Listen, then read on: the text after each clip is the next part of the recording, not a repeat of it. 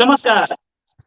पाकिस्तान में होने वाले इलेक्शंस इलेक्शंस मतलब कोर्ट ने बोल दिया है और अब दूसरी जमातें यानी ये पॉलिटिकल पार्टीज भी बोलने लगे। इलेक्शन कमीशन तैयारी कर चुका है शुरू कि हम इलेक्शन करवाने जा रहे हैं। हालांकि कैबिनेट ने रिजेक्ट कर दिया, लेकिन सुप्रीम कोर्ट के ऑर्डर को तो मानना ही पड़ेगा। वैसे ऐसा कोई हार्ड एंड फास्ट रूल नहीं है पाकिस्तान में। सुप्रीम कोर्ट के ऑर्डर कई बार वो हवा में चले जाते हैं। पाकिस्तान में जिसे बोलते हैं कानून कुछ वो नहीं होता जो कानून दुनिया में होता है। वह कानून वहां पे जैसे बोलते हैं कि जिसके हाथ में लाठी उसकी भैंस वो चलता है। और इस समय लाठी है आर्मी के हाथ में और आर्मी चाहती है कि इलेक्शन हो, इसलिए इलेक्शन होगा। और इलेक्शन की cost 50 billion rupees. 50 billion rupees में सर 5,000 करोड़। अब 5,000 करोड़ रुपए से इकोनॉमी और डूब सकती है, इकोनॉमी का भट्टा बैठ सकता है। ऐसा बोल रहे हैं इकोनॉमिस्ट, ऐसा बोल रहे हैं एक्सपर्ट कि इतना पैसा खर्च करने के बाद एक तो गवर्नमेंट 5,000 करोड़ ये एग्जैक्ट नहीं फिगर, ये फिगर सिर्फ इलेक्शन की। इससे पहले गवर्नमेंट बहुत सारी सब्सिडीज देने जा रही है जो कि करीब 1 लाख करोड़ से ऊपर जा सकती है। इसी में बात करने के लिए हमारे साथ सुमित पीर साहब को सब जानते हो, आप अच्छी तरह से जानते हैं। और इनकी इनकी तो डिमांड भी आती रहती है। अब इनकी थोड़ी तबियत नासाज थी, इस वजह से ये दिख नहीं रहे थे। पहली बार मेरे पास ये आए। नमस्कार sir, thanks a lot and thanks for joining. Thank you Rohit भाई, thank you very much for invitation. आपका प्यार मिलता रहता, भाइयों बहनों का प्यार मिलता, अच्छा लगता है। देखिए रोहित भाई, सबसे पहले 2-3 चीज़ें आपको बता दूं। आप सुप्रीम कोर्ट की बात करते हैं। अब पाकिस्तान का सुप्रीम कोर्ट और हमारे सुप्रीम कोर्ट में इतना ही फ़र्क है जितना सलीम भाई का गैराज और टयोटा का वर्कशॉप। अब सुप्रीम कोर्ट तो वहाँ नाम का सुप्रीम कोर्ट है। और दूसरी चीज़ बताओ आपको जान के हैरानी होगी रोहित भाई, ये जो सुप्रीम कोर्ट के चीफ जस्टिस हैं, चीफ जस्टिस हमारे चंद्रचूड़ साहब हैं, एवरीबॉडी नोज हिम राइट। इनके चीफ जस्टिस पता कौन है? इनके चीफ जस्टिस का सगा भाई 80s या 90s में वो डकैत था। उसने एक घर पे डाका डाला। वहाँ एक शबनम नाम की एक्ट्रेस रहती थी जो बंगाली, शायद हिंदू थी। उसका गैंग रेप किया, सगा भाई। डाका डाला, गैंग रेप किया। वो बेचारी को पाकिस्तान छोड़ के बांग्लादेश भागना पड़ा।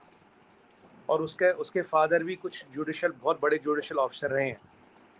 तो ये परिस्थिति है। ये है चीफ जस्टिस ऑफ पाकिस्तान का भाई से अब भी रिलेशन है, कोई रिश्ता कटा नहीं है।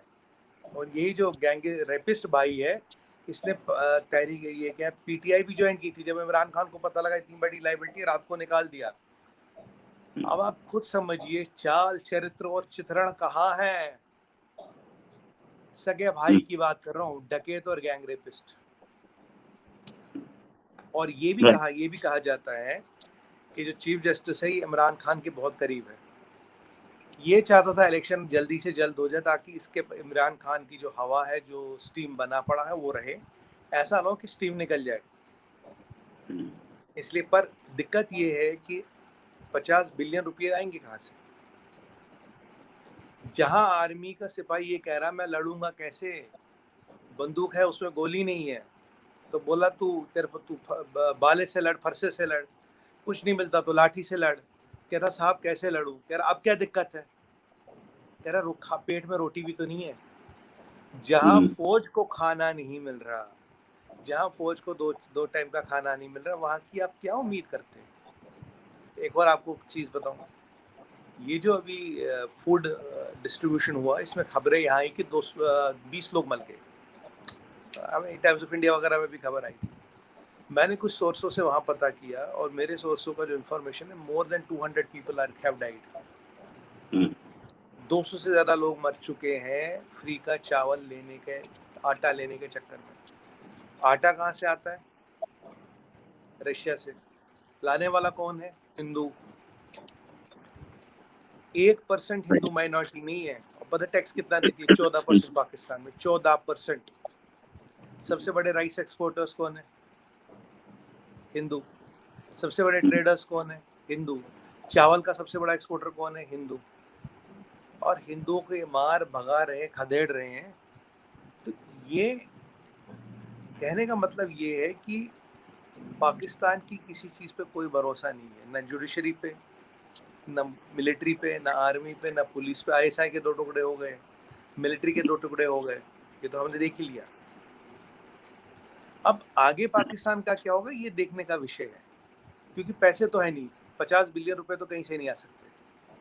और मेरे तो ये भी सुनने में चीफ जस्टिस को भी हटा दिया जाएगा, या अपना हो सकता हटा ही दिया जाए। पर अब तक पाकिस्तान में जजों पे हमला नहीं होता, पर एक्सेप्शन है। जिसने गवर्नर के हथियारे को सजाई मौत दी थी, क्या था मतलब, आतिश तासीर, राइट, हाँ जी, हाँ जी, बिल्कुल उस बिल्कुल। उस जज को भी तो मार डाला। तो यहाँ पे पूरा सिस्टम जो है, जो व्यवस्था है, वो ध्वस्त हो चुकी है, वो खत्म हो चुकी है पाकिस्तान में। तो देयर इज सलमान नथिंग तासीर, लेफ्ट टू स्टार्ट। आतिश तासीर उनके बेटे हैं, सलमान तासीर। सलमान तासीर, सॉरी, सलमान सलमान तासीर। तासीर। तो आप जानते हैं ब्लास्फेमी वालों को तो थाने से निकाल के जिंदा जला देते हैं। तो रोहित भाई, स्थिति थी बद से बदतर है। स्थिति में कुछ सुधार होगा नहीं, 5 बिलियन रुपए कहीं से नहीं आएंगे। ये ऐसे ही चलता रहेगा जब तक चलता रहेगा। जिस दिन टूटना होगा पूरा ही टूट जाएगा। अच्छा, पूरी एक चीज, व्यवस्था एक चीज खत्म और हो चुकी है। सर, एक चीज और हुई है हाल में। पाकिस्तान के पास अब तक के इतिहास में अब तक का सबसे ज्यादा रेमिटेंसेस आए हैं इस महीने, मार्च में, पिछले महीने, $2.5 बिलियन। अच्छा, ये $2.5 बिलियन ऐसा नहीं है जो कि वो हो, जो कि मतलब आकर के इनकी इकोनॉमी को बेटर करे। उससे ज्यादा खर्च हो रहा है, डॉग फूड तक मंगवा रहे हैं, तो बाहर से अब कुत्ते भी बाहर का खाना खाएंगे तो ऐसा ही होगा ना सर। तो वो बाहर चला जाता है, पैसा रुकता नहीं है। लेकिन ये मनी ऑर्डर इकोनॉमी, ये कितने दिन तक सरवाइव कर पाएगी? पैसा है नहीं, ये इनके टीएलपी की अलग प्रॉब्लम्स हैं, इकोनॉमी इस समय गर्त में घुसती जा रही है। आईएमएफ पैसा देने के लिए तैयार नहीं है। आईएमएफ तो वो तो विजिट ही कैंसिल कर दी ना फॉरेन मिनिस्टर ने, सब फाइनेंस मिनिस्टर ने, साहब बोलते नहीं जाता भैया, मैं जो करना कर लो। अब वो हालत वो है कि, और ऊपर से हमें बेकारी मत बोलना भाई, ये एक वो है, ईगो का इशू है, हमें बेकारी मत बोलना। अच्छा, और सऊदी अरेबिया ने, अच्छा सऊदी अरेबिया ने भी एक सर एक काम तो बहुत गलत किया। पिछले 40 साल तक पैसा दे रहा था, वापस कभी नहीं मांगा। अब क्यों मांगा? फिर अभी मांगना था। अपना देश है, मुस्लिम भाई है, मुस्लिम ब्रदरहुड नहीं हो, लेकिन वो तो टेररिस्ट ऑर्गेनाइजेशन है, लेकिन उम्मा भी तो ब्रदरहुड ही है कहीं ना कहीं। मैं इसको टेररिस्ट ऑर्गेनाइजेशन नहीं बोल रहा, लेकिन वो उम्मा वाली ब्रदरहुड नहीं है। यार वो जब तुम पैसा मांग लोगे ऐसे कैसे चलेगा सर? देखिए रोहित भाई, 19वीं कंट्री जिसने हमारे साथ रुपी ट्रेडिंग करने के लिए उसके साथ एग्रीमेंट हो गया वो है मलेशिया। अब मलेशिया तो है मुस्लिम कंट्री। अब दिक्कत ये है, काफिरों के साथ काफिरों के रुपयों में ट्रेडिंग होती है, पर उम्मा के लोगों के साथ उम्मा की करेंसी में ट्रेडिंग नहीं होती। हिंदुस्तानी रुपया मलेशिया को मंजूर है, पाकिस्तानी रुपये को कोई नहीं पूछ रहा। भाई अगर उम्मा है, आप 56-57 मुल्क हो, तो एक दूसरे की करेंसी भी लो। बेचारा पाकिस्तान गरीब है, उसकी करेंसी क्यों नहीं लेते? लेनी चाहिए। जब इंडिया की करेंसी ले रहे हो, जब काफिरों के साथ धंधा कर रहे हो, तो आपको तो उसकी भी लेनी चाहिए। कहीं ना कहीं ये आपको ये जो खोखलापन है, ये जो आडंबर है, ये जो दिखावा, ये दर्शाता है। भाई 57 मुसलमान मुल्कों में से कोई 2-5 ही आगे आ जाए, हम पाकिस्तानी रुपए एक्सेप्ट करेंगे। भाई पाकिस्तान में भी तो कुछ है देने को। पर सवाल ये है कि जहाँ व्यापार आता है वहाँ उम्मा सब भूल जाते हैं, वहाँ और कुछ नहीं होता। वहाँ अपना फायदा देखा जाता है, अपने मफादात देखे जाते हैं। भारतीय रुपए के पीछे आज 18 कंट्रियों के साथ, आपको 19 कंट्रियों के साथ हो गया, 72 कंट्रीज इंटरेस्टेड है। और यहाँ पे एक कंट्री इंटरेस्टेड नहीं है, एक मुसलमान मुल्क इंटरेस्टेड नहीं है। जबकि ये क्या कहते थे हम मुसलमान मुल्कों में सबसे खतरनाक और पावरफुल आदमी है, हमारे पास इस्लामिक बॉम्ब है। आज रोहित भाई समय की विडंबना देखिए, जिस इस्लामिक बॉम्ब से कहते थे हम दुनिया के मुसलमान मुल्कों की रक्षा करेंगे और पाकिस्तान की रक्षा करेंगे, आज उसी एटॉमिक बॉम्ब की रक्षा पाकिस्तान को करनी पड़ रही है, किसी के हाथ में लग जाए। उसी की रक्षा पाकिस्तान कर रहा है। तो ये जो इनकी स्टोरी है, ये तो टूटने वाली है, इसमें तो कोई डाउट है नहीं अब। और अगर आप इन्फ्लेशन देखें, 36% क्रॉस कर गई है, ऑफिशियल नंबर बता रहा हूँ आपको। देखिए 34 के ऊपर आती है hyper inflation which is not reversible, ठीक है। 36 को कल परसों मैंने देखा 40-42 का भी आंकड़ा छुआ कभी। अगर ऐसी इन्फ्लेशन आएगी तो पाकिस्तान के नेवर बी रिपेयर्ड। आपको मैंगो प्रोडक्शन करो, टर्की का भी थोड़ी ना रिपेयर होगा। पाकिस्तान के पास तो ऐसा जियोपॉलिटिकली कोई एडवांटेज भी नहीं रहा, कोई अफगानिस्तान में लड़ाई नहीं चल रही कि अमेरिका इनको पैसे देता रहे। तो पाकिस्तान के पास रोहित भाई कोई ऐसी चीज नहीं है जिससे दुनिया इसको बचाए। हाँ, इसको जिंदा रखा जाएगा, लिक्विड ऑक्सीजन में रखा रहेगा। हमारे अजीत साहब डायलॉग बोलते थे ना, जासूस को लिक्विड ऑक्सीजन में रखो। कह रहा क्यों? कह रहा लिक्विड इसे जीने नहीं देगा और ऑक्सीजन से मरने नहीं देगा। तो लिक्विड ऑक्सीजन में है पाकिस्तान। और कुछ लोग आटे की लाइन में मर रहे हैं, कुछ बिजली की लाइन में मर रहे हैं, कुछ कहीं मर रहे हैं, कुछ कहीं मर रहे हैं। जो गरीब आदमी है उसकी जिंदगी बद से बदतर हो चुकी है। पर और आपने ये देखा पाकिस्तान के यूट्यूब चैनलों पे बहुत सी लड़कियां तो ओपनली कहती है रोहित भाई, हम हिंदू सनातनियों से शादी करने को तैयार है, हम भारत आने को तैयार है। कहता है यहाँ तो औरतों की बहुत इज्जत है, कोई ट्रिपल तलाक नहीं है, कोई 4 बीवियां नहीं है, कोई ऐसा नहीं है कि कुछ, पूरा इधर तो एहतराम है। और जितनी हमारे यहाँ माता की शक्ति है या मातृशक्ति जिसे कहते हैं, उसको देख के तो वो हैरान नहीं हो गए। कह रहे भारत में इतना सब कुछ होता है, इतनी फीमेल डिग्निटी, इतनी औरतों का इज्जत होता है। बिल्कुल होता है। कह रहे आप हिंदू बनने को तैयार है? बोले हाँ हम हिंदू बनने को तैयार है। यहाँ आपकी पाकिस्तान तारीफ कर रहा है, वहाँ चाइना वाले मोदी जी को लेक्सिकॉन करे इमॉर्टल, 1000 साल में कोई बंदा एक बार आता है। और इंडिया, पाकिस्तान, चाइना तो कहने को 3 नाम है, पर अगर आप जोड़ेंगे तीनों नामों को 45% ऑफ द वर्ल्ड पॉपुलेशन है। आपके 2 जाने पहचाने दुश्मन, माने हुए दुश्मन आपके प्रधानमंत्री जी का गुणगान गा रहे हैं। पॉलिटिशियन नहीं, common man on the ground. Politician के तो मोटिव्स हो सकते हैं, पॉलिटिकल कैलकुलेशंस हो सकती है। जो common man on the ground है उसका क्या मोटिव है, क्या पॉलिटिकल कैलकुलेशन है? कुछ भी नहीं। तो हवाएं जिस हिसाब से बदल रही है, हवाएं कहीं भी जा सकती है रोहित भाई, कहीं भी जा सकती है। जी राइट राइट। अच्छा सर एक चीज, ये चलो यार सऊदी अरेबिया ने धोखा दिया भाई, था खराब आदमी था, पैसे के पीछे भाग रहा था, इंडिया से दोस्ती कर रहा था। अरे चाइना तो अपना था, चाइना से तो शायद से मीठी दोस्ती थी यार, वो भी पैसा देने को राजी नहीं। $2 बिलियन जो उससे पाकिस्तान से दिए थे वही वापस कर दिए। अरे भाई थोड़ा, अरे यार 15-19 ट्रिलियन की इकोनॉमी, 2 2 बिलियन 10 बिलियन दे देता तो बेचारों के पास रोटी तो आ जाती। यार सर ईद के टाइम पे, इफ्तार रमजान के टाइम पे, रोजों के टाइम पे सर 500 रुपए का दर्जन केला, यहाँ इंडिया में 50 मिल रहा है। सर मतलब ऐसी भी तो नहीं होनी चाहिए ना, मतलब क्या क्या क्या हालत है सर, अपनों ने धोखा दे दिया उस बेचारे को। देखिए रोहित भाई, ये एक एस्टेब्लिश्ड फैक्ट है। जब पाकिस्तान में पैसा आता है, दुबई में, बर्मिंघम में, मियामी में रियल एस्टेट का प्राइस बढ़ता है। ये एक डॉक्यूमेंटेड प्रूफ है। क्योंकि सबको पता पाकिस्तान का पैसा ना गरीब को मिलेगा, ना औरत को मिलेगा, ना बच्चे को मिलेगा। जहाँ जाना है वहाँ चला जाएगा, जिनके पास जाना वहाँ चला जाएगा, फॉरेन बैंकों में आ जाएगा। तो अगर आप पाकिस्तान को कितना भी एड दे दे, फाइनेंशियल एड, आपका पैसा सेफ है, क्योंकि आपके बैंकों में ही वापस आना है। पैसा तो वहाँ यूज होना नहीं कहीं, वो आना है फिर इन्हीं वेस्टर्न कंट्री में वापस। अब इनकी मदद क्यों करे? देखिए, अब ये अफगानिस्तान गई चाय पीने, 2 बार चाय पिए, कहवा पिया, और एमन अलजवेरी का सौदा अमेरिकन के साथ कर दिया। जितने यूएन डेजिग्नेटेड टेररिस्ट थे वो कहाँ पकड़े गए? सबसे ज्यादा पाकिस्तान में। जितने इनाम, जिस टेररिस्ट पे इनाम था वो कहाँ पकड़ा गया? पाकिस्तान में। उसामा बिन लादेन कहाँ था? पाकिस्तान में। तो राइट, ये तो इनका बिजनेस है। जब स्टॉक, जैसे शेयर आप तब बेचते हो जब उसकी कीमत बहुत ज्यादा होती है। जब किसी पे बहुत ज्यादा इनाम बढ़ जाए, कोई बहुत ज्यादा वांटेड हो जाए, जब पहले आधे मिलियन से 1 मिलियन 2 मिलियन हो जाए, तब उसको बेच देते हैं। काम तो ऐसा चलता है ना। इंफॉर्मेशन बेचने का भी तो पैसे लेते हैं। पहले कहते हैं हम मुसलमान हैं, तुम यहाँ आओ, कोई बात नहीं, टेंशन कुछ नहीं, हम तुम्हें प्रोटेक्ट करेंगे। और फिर वहीं पाकिस्तान में उसकी इंफॉर्मेशन को बेच देता है, पैसे ले लेता है। करेक्ट। और हम कहने को काफिर हैं, पर यहाँ तो कोई ऐसा आतंकवादी पकड़ा नहीं गया इंटरनेशनल, क्योंकि यहाँ आता नहीं, और हमें तो कोई इनाम नहीं मिला। तो अगर किसी ने किसी की गर्दन का सौदा किया है, तो वो कौन कर रहा है और किसकी कर रहा है? तो पाकिस्तान में ही तो कोई कर रहा भाई। उसामा की इंफॉर्मेशन देने वाला भी तो एक मेजर और एक कर्नल है, यूएसए में पॉलिटिकल असाइलम में रह रहे। पॉलिटिकल असाइलम मिला उनको यूएसए को, उन्होंने इंफॉर्मेशन दी है कहाँ है, कैसे रहता है। तो पाकिस्तान जो है दिन ब दिन कॉम्प्लेक्स होता जा रहा है, दिन ब दिन और फटने की कगार पे आ रहा है। क्योंकि अब इस स्टेज के बाद उसको लाना तो असंभव है।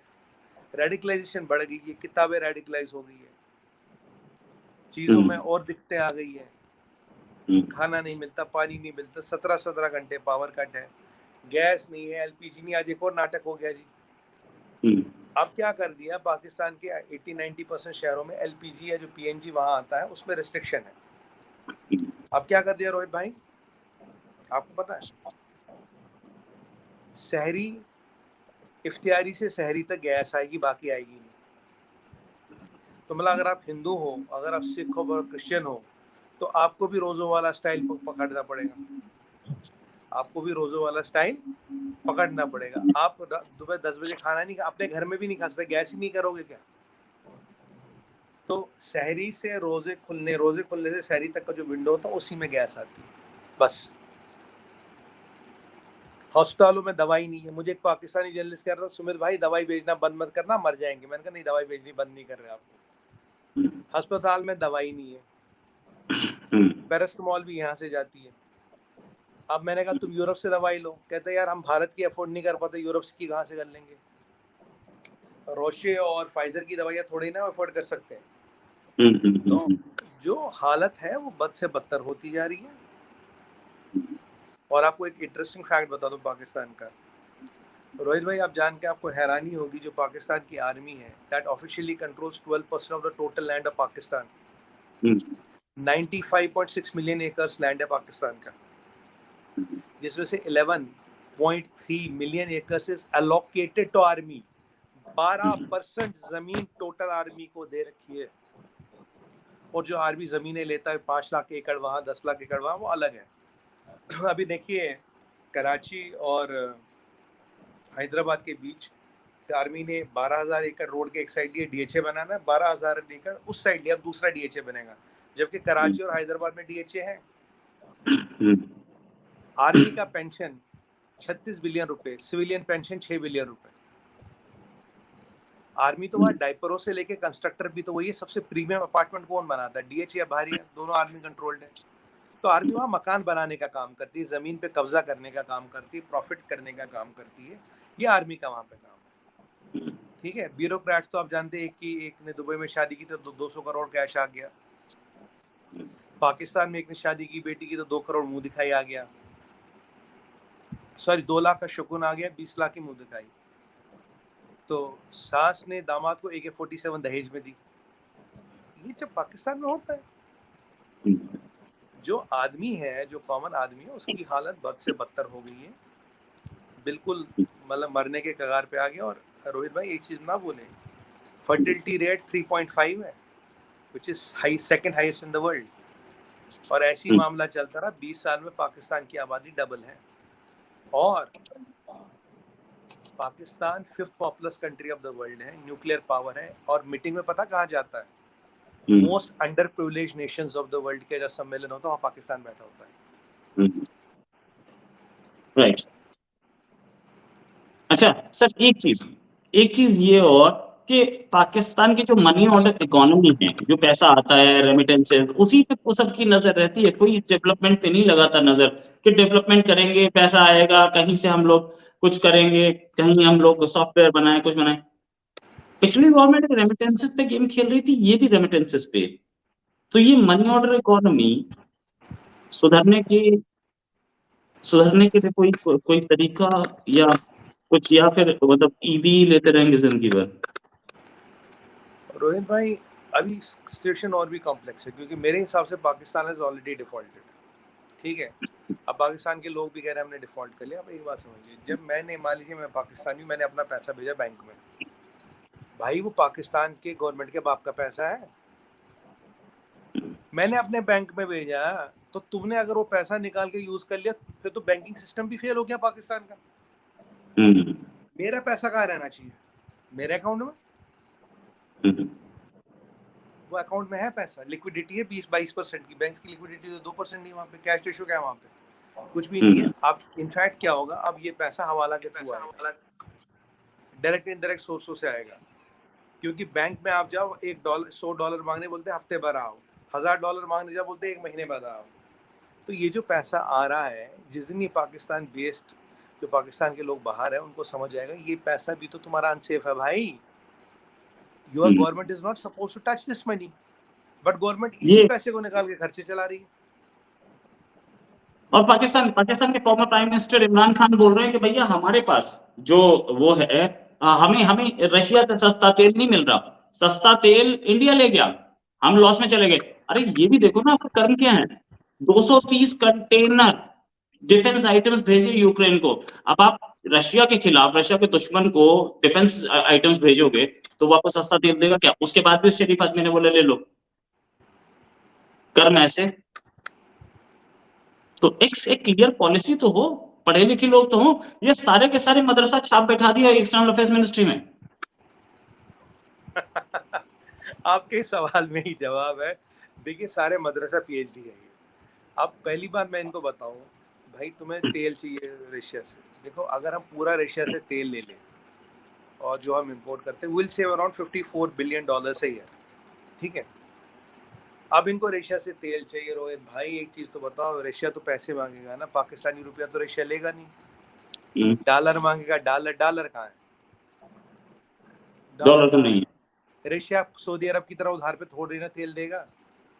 चलो जी, हम्म, रेशंस का दिल पसीज गया, रेशंस बड़े दिल है, उन्होंने उधार भी दे दिया, फ्री में भी तेल दे दिया, $1 मिलियन पॉइंट। रिफाइन कहाँ करोगे? रिफाइनरी भी तो होनी चाहिए। रशियन क्रूड को रिफाइन करने की कैपेसिटी तो पाकिस्तान में है नहीं, एक रिफाइनरी भी नहीं है जो रशियन क्रूड को रिफाइन कर सके। तो अब क्या क्रूड ऑयल लेके टैंकरों और स्कूटर और बसों में डालोगे यार? उसका डीजल पेट्रोल तो निकालना पड़ता है। जब तुम्हारे यहाँ रिफाइनरी नहीं है तो तुम्हारे यहाँ पेट्रोकेमिकल इंडस्ट्री नहीं है, क्योंकि कई हजार तरह के पेट्रोकेमिकल्स तो क्रूड से निकलते हैं। क्रूड है नहीं, रिफाइनरी है नहीं, पेट्रोकेमिकल है नहीं, प्रोसेसिंग है नहीं, और रशियन क्रूड जाता है उसके लिए एक स्पेशल रिफाइनरी चाहिए होती है। हर क्रूड अलग अलग रिफाइनरी में निकलता है। अगर रशियन क्रूड को सबसे ज्यादा दुनिया में अगर किसी का प्रोसेस करने की कैपेबिलिटी वो है भारत के पास, रिलायंस में है, इंडियन ऑयल में है। तो मुझे बताइए ये पाकिस्तानी करेंगे क्या तेल लेके? हमें देंगे प्रोसेस करने को?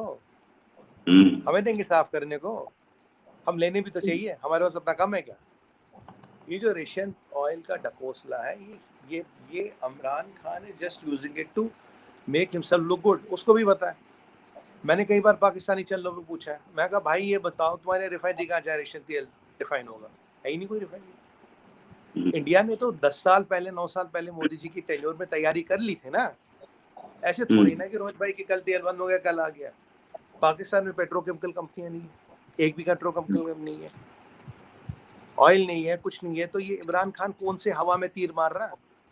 ये वही वाली बात है, उस दिन देखा बाल्टी लगा के कोर्ट जा रहा था, सर पे बाल्टी, वो वीडियो देखा होगा आपने। तो मैं किसी और चैनल पे था, मैंने कहा भैया तू बाल्टी लगा, नगारा लगा या तबला लगा, जिस दिन तेरे नंबर टाइम पूरा हो गया, सीनियर भुट्टो को देखो, बेनजीर को देखो, जियाउल हक को देखो, ये तो भी हाल फिलहाल के एग्जाम्पल हैं।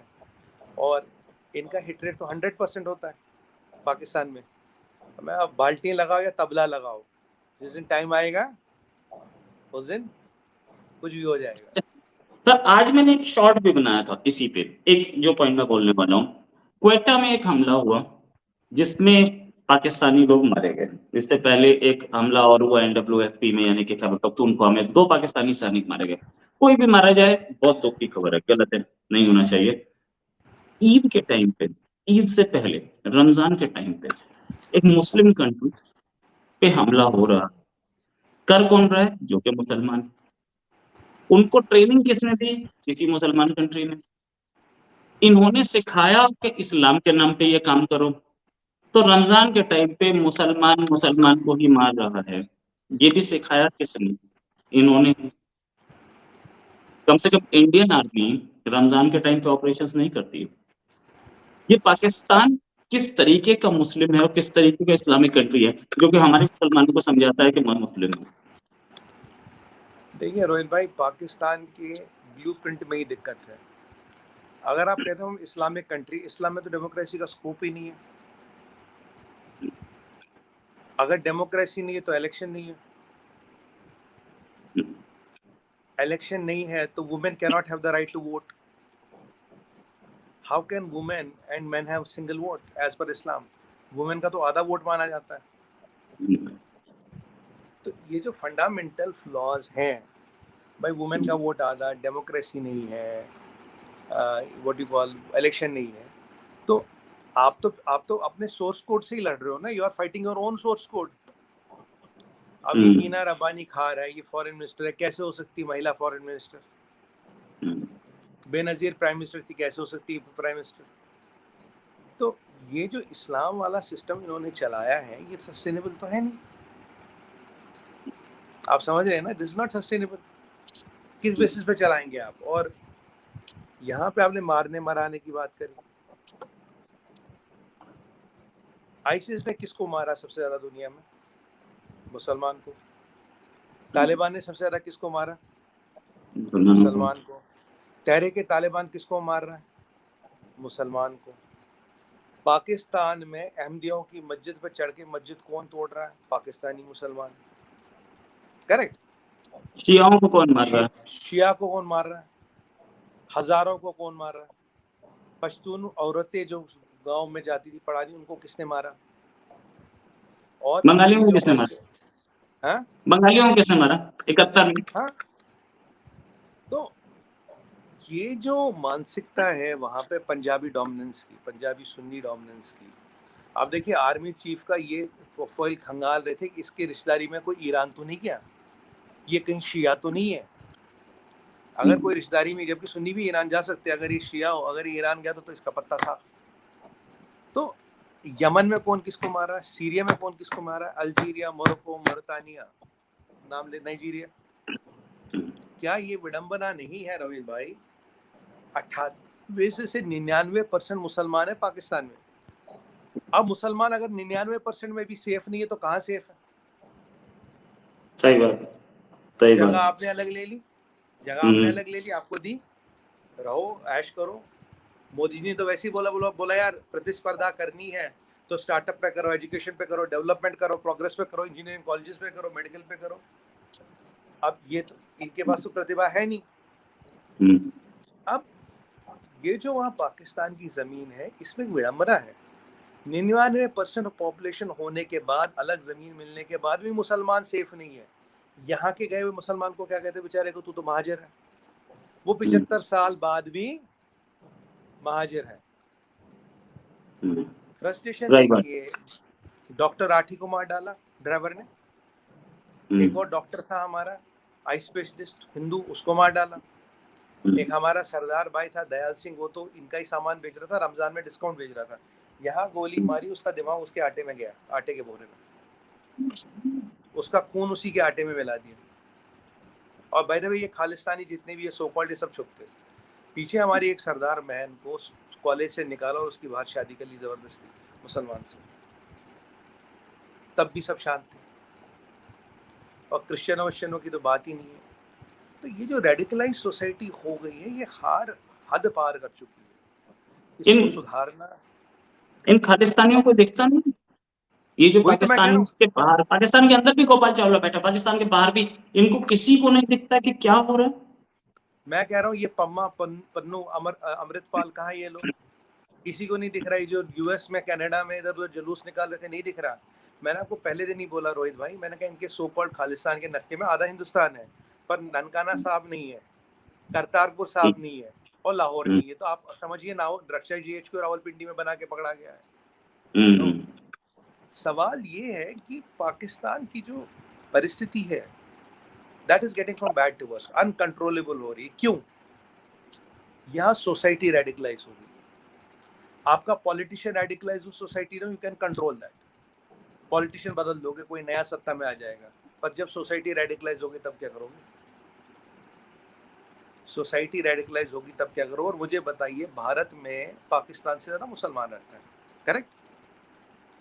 इतना संपन्न, इतना शांति और इतनी अपॉर्चुनिटी किस मुसलमान के पास है दुनिया में? भी किसी के पास नहीं है। पाकिस्तान से 1000 गुना जिंदगी अच्छी है यहाँ। आपने वो पीछे आरजू काजमी जी का ट्वीट देखा था, हुआ दादाजी वाट लगवा दी। तो दादाजी वाट लगवाई वाली कहानी तो सच है। महाजिर तो मतलब अगर मैं सुन्नी पंजाबी नहीं हूँ तो मेरी औकात ही कुछ नहीं है। इंटीरियर मिनिस्टर कहता है यहाँ तो 25 लाख पठान रहते, मुझे क्या पता कौन कौन टेररिस्ट है। पठान टेररिस्ट हो गए सारे।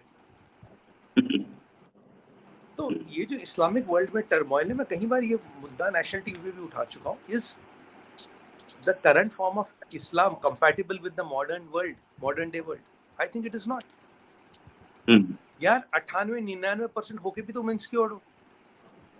99% लोग मुसलमानों में एक दूसरे को नाइजीरिया में क्यों मार रहे हो, सीरिया में, यमन में क्यों, मोरक्को, मोरितानिया, अल्जीरिया क्यों? राइट कहीं ना कहीं गड़बड़ तो है ना, जिसका अध्ययन करना पड़ेगा। राइट और अगर कुछ लोग घर वापसी कर लेते तो उन्हें खारिज दीन किया जाता है। अगर आप घर वापसी कोई करना चाहे, आप देखिए ये पाकिस्तान की साजिद तर्रार साहब है या आरजू जी है, या मैं साजिद तर्रार साहब का एक वो वीडियो देख रहा था, उसमें उन्होंने बोला यार मुझे तो पता करना पड़ेगा कि मेरी कौन सी पीढ़ी मुसलमान बनी और कब बनी और किन परिस्थितियों में बनी। किसी ने तलवार यहाँ तो नहीं रख दी, किसी ने लालच तो नहीं दिया, मजबूरी तो नहीं थी। तो अगर साजिद साहब जो अमेरिकन सिटीजन है, पॉलिटिशियन भी है वहाँ पे, अगर वो ये चीजें, ऐसी चीजें बयान कर रहे हैं, तो रोहित भाई अगर कहीं कोई गलती हुई थी कभी पीछे, तो उसको ठीक भी तो किया जा सकता है भाई। तब परिस्थिति और थी, किसी ने तलवार रख दी यहाँ पे। आज के डेट में तो किसी ने तलवार नहीं रखी ना। तो चीजें ठीक भी तो हो सकती है, चीजों को वापस भी किया जा सकता है। आप देखिए, आप अरब से आए हुए मुसलमान तो हो नहीं है, तो कन्वर्टेड हिंदू हो सारे। तो इनको जाके पता ये लगाना चाहिए कन्वर्ट कब हुए, कौन सी पीढ़ी में हुए, किस कारण हुए, क्या चीजें थी। देखिए, idea of Pakistan has failed. Pakistan नाम का आइडिया फेल हो चुका है भाई। सनातन चल रहा है, सनातन फर्स्ट क्लास भाग रहा है। अगर आप अमेरिका में देखिए, सारे हॉलीवुड के सेलिब्रिटीज हिंदू हो रहे हैं। रशिया में, कंबोडिया में, कोलंबिया में सेकंड कन्वर्टेड रिलीजन कौन सा है, जहाँ सबसे ज्यादा लोग कन्वर्ट हो रहे हैं? हिंदुइज्म है। और ये आपके बुद्धिस्ट क्या है? Buddhism is outshoot of Hinduism. Sikhism क्या है? Sikhism is outshoot of Hinduism. अगर मैं बुद्धिस्ट और सिख को जोड़ूं तो हिंदुइज्म तो सबसे बड़ा रिलीजन बनता है भाई। आज 60-70% चाइना की आबादी तो बुद्धिस्ट है, जापान बुद्धिस्ट है, जोड़ दो उनको भाई। सिद्धार्थ तो हिंदू ही थे ना, गौतम बुद्ध या सिद्धार्थ तो हिंदू ही थे ना। तो ये जो चीजें हो रही है दुनिया में, इस पे जाके काफी विश्लेषण और अध्ययन करना पड़ेगा। हम तो यही निवेदन करेंगे सबसे, अपना फैमिली ट्री खोलिए, देखिए कहाँ गड़बड़ हुई, किन परिस्थितियों में गड़बड़ हुई, और अगर आपका मन करे गड़बड़ सुधारी भी जा सकती है। बाकी आपकी मर्जी, ना सुधारना चाहे कोई दिक्कत नहीं है। पर पाकिस्तान को एक मिशन इम्पॉसिबल का डायलॉग बड़ा अच्छा आता है, डिफिकल्ट टाइम्स डिफिकल्ट डिसीजंस। तो ये तो डिफिकल्ट टाइम है ना, आपको कुछ ना कुछ ऐसा डिसीजन लेना पड़ेगा जो सस्टेनेबल है। अब पाकिस्तान के लड़कों का इंटरव्यू लोग बोले थे हम तो गजवा हिंद करेंगे भाई। बिजली नहीं है, पानी नहीं है, लठ नहीं है, बंदूक नहीं है, गोली नहीं, गजवा हिंद करेंगे। अब लड़कियां क्या कह रही हैं? हम तो हिंदुओं से शादी करेंगे। आप देख रहे हो सोसाइटी में डिवीजन, सोसाइटी में मेल और फीमेल की, भाई और बहन का डिवीजन, ये भी हो रहा है। पहले हमने बात की ISI में डिवीजन, फिर हमने बात की मिलिट्री में डिवीजन, फिर हमने बात की सोसाइटी में डिवीजन। यहाँ तो भाई और बहन में डिवीजन हो रहा है भाई। तो मतलब चीजें आप देखिए किस हद तक जा रही है, किस हद तक गई है जी। सोसाइटी डिवाइड हो रही है ट्रिपल तलाक और 4 शादी में। That's it. विक्टिम जो हैं वो पसंद नहीं कर रहे हैं, और जो उसे एंजॉय कर रहे हैं वो पसंद कर रहे हैं। Right. Thanks a lot sir for joining, और उम्मीद है एक जल्द डिस्कशन जल्दी करेंगे आपके साथ, और आपका स्वास्थ्य अच्छा रहे, ऐसा हम भी चाहते हैं और हमारे व्यूअर्स भी चाहते हैं। व्यूअर्स की बड़ी सारी विशेष आई थी पिछली बार कि आपका स्वास्थ्य अच्छा रहे। कमेंट बॉक्स में मैं चाहूंगा कि लोग आपको फिर से भेज दें। थैंक्स अ लॉट सर, और उम्मीद है जल्दी डिस्कशन के लिए। अभी के लिए नमस्कार, धन्यवाद, जय हिंद। रोहिल भाई, सभी दर्शकों को उनके प्यार और स्नेह के लिए आभार, साधुवाद। आपका प्यार मिलता है, दर्शकों का मिलता है, हमें चलाए रखता है, और महाकाल की कृपा से स्वास्थ्य ठीक है और ऐसी कामना करते रहे। और आप सभी को वंदे मातरम, जय हिंद, भारत माता की जय, हर हर महादेव।